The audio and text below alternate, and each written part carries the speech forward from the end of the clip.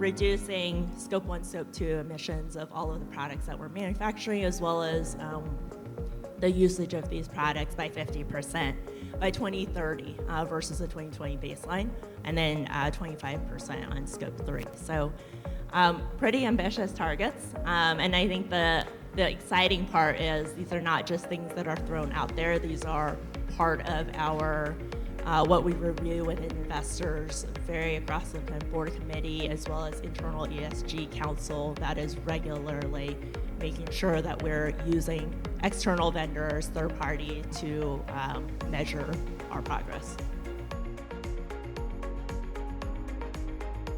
And I think there's this common misconception that sustainability and profitability are competing agendas, which isn't true. I think innovation often stems from being sustainable and drives disruption in categories. So our engineers are always thinking about that, and I think that's what sets us apart and makes us a leader in the category.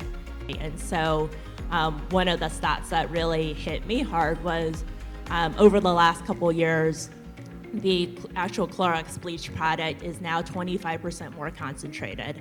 That has resulted in 15 million pounds of plastic reduced and 7 million pounds of paper from shipping reduced, right? So that, to me, just brings home the amount of impact that we can have across the supply chain if we really focus on R&D and innovation in that way.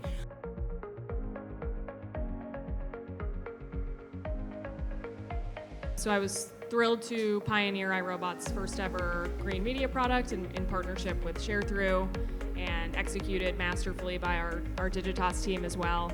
And what we found over the course of our roughly 3-month campaign is that green media is highly correlated with performant media, and it makes sense from a programmatic supply chain standpoint when you think about all the waste and inefficiency and duplication that exists within the bid stream a lot of the time, results in high carbon and just an inefficient way of working.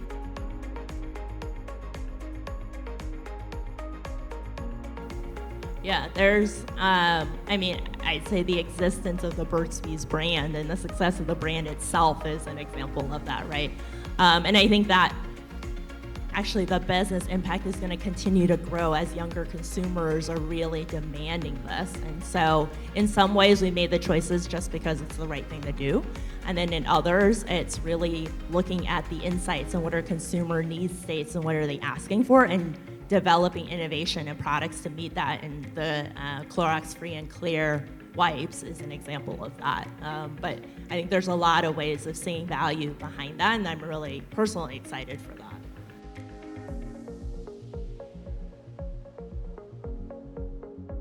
It really, I think it starts with that awareness and measurement side of it, right? And so, in a way, I already said, it's a call for help to help educate us on areas that may be a bit of a blind spot.